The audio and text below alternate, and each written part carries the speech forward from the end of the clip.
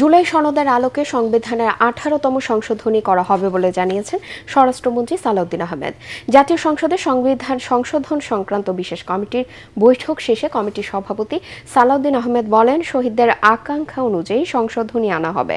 আপত্তি থাকলেও বিরোধী দল কমিটিতে যুক্ত হবে বলে আশাবাদী তিনি।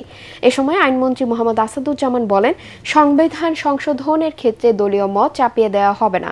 ইমদাদুল্লাহ বাবুর রিপোর্ট। বসুন্ধরা টিস্যু অশুদ্ধতার বিরুদ্ধে এক বিন্দুও ছাড় নয়। জাতীয় সংসদে সংবিধান সংশোধন সম্পর্কিত বিশেষ কমিটি গঠনের পর মঙ্গলবার আয়োজন করা হয় এর প্রথম সভা।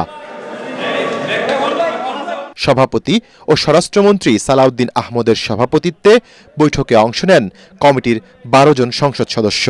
সরকারি দল কমিটিতে বিরোধী দলীয় 5 সদস্যের নাম আহ্বান করলেও এতে সাড়া মেলেনি। তাদের অনুপস্থিতিতেই 1 ঘণ্টারও বেশি সময় অনুষ্ঠিত হয় এই বৈঠক। বৈঠক শেষে বেরিয়ে গণমাধ্যমের মুখোমুখি হন সালাউদ্দিন আহমদ। তুলে ধরেন কমিটির এদিনের আলোচ্য বিষয়গুলো। জুলাই জাতীয় সনদের বাইরেও যে সমস্ত মতামত আসবে সমাজের বিভিন্ন সেকশন থেকে, সংবিধান বিশেষজ্ঞ, শিক্ষক সমাজ এবং সাংবাদিক বন্ধুগণ, আমরা বিচারপতিদের সাথে আলোচনা করব, আমরা সুপ্রিম কোর্ট আইনজীবীদের সাথে আলোচনা করব। এইভাবে আমরা সমাজের সকল সেকশনের সাথে আলোচনা করে তাদের মতামত নিয়ে জুলাই জাতীয় সনদ বাস্তবায়ন করব। তিনি বলেন, সংবিধানের 18তম সংশোধনীতে সব পক্ষের মতামতকেই বিবেচনা করা হবে। পার্লামেন্টে আলোচনা করে আমরা সমঝোতার ভিত্তিতে সেই সংশোধনীটা গ্রহণ করতে চাই। বাংলাদেশের এই নবযাত্রা এবং রাষ্ট্র কাঠামোর যে আমরা বিবর্তনমূলক কার্যে যাচ্ছি এবং রাষ্ট্র কাঠামোর যে গণতান্ত্রিক সংস্কার আমরা করতে চাই, সেগুলো সবগুলো আমরা এখানে অ্যাড্রেস করব, ধারণ করব, যেটা আমাদের প্রতিশ্রুতি ছিল, আছে। এ সময় কমিটির সদস্য ও আইনমন্ত্রী মোহাম্মদ আসাদুজ্জামান জানান, এই কার্যক্রম চলাকালে বিরোধী দল যে পর্যায়ে নাম দেবে তাদের অন্তর্ভুক্ত করা হবে। ওনাদের যে 5টা নাম যখন দেবেন তখন এই কমিটির অন্তর্ভুক্ত করতে আমরা অঙ্গীকারবদ্ধ। আমরা চাই জুলাই সনদের প্রতিটি অনুচ্ছেদকে অক্ষরে অক্ষরে পালন করার জন্য আমরা একটি সংশোধনী প্রস্তাব নিয়ে আসবো এই সংসদে, যে প্রস্তাবের মধ্য দিয়ে জুলাই শহীদদের স্বপ্নের বাংলাদেশের একটি বাস্তবায়ন হবে।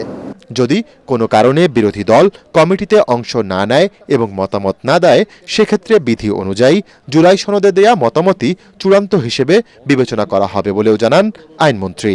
বিরোধী দলের সুপারিশ কিন্তু জুলাই সনদের মধ্যেই অন্তর্ভুক্ত আছে, কারণ জুলাই সনদ স্বাক্ষর করেছেন 33টি রাজনৈতিক দল। জুলাই সনদকে বাইপাস করে আমি আমার রাজনৈতিক মতাদর্শ বা অন্য কিছু চাপিয়ে দেবো, সেটা আমরা করব না। বিরোধী দলকে অবশ্যই তাদের সুপারিশ নেওয়ার জন্য যা যা করণীয় সব করব। জুলাই সনদে এটা ব্যাখ্যা দেওয়া আছে যে কোনো জায়গায় যদি বিএনপি দ্বিমত পোষণ করেছে এবং সেই দ্বিমতের আলোকে যদি তার নির্বাচনী ইশতেহার অন্তর্ভুক্ত করা থাকে, তাহলে সেইটা প্রিভেল করবে।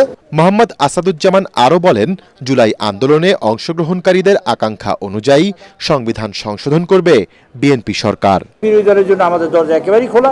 ইমদাদুল্লাহ বাবু, ATN বাংলা, ঢাকা।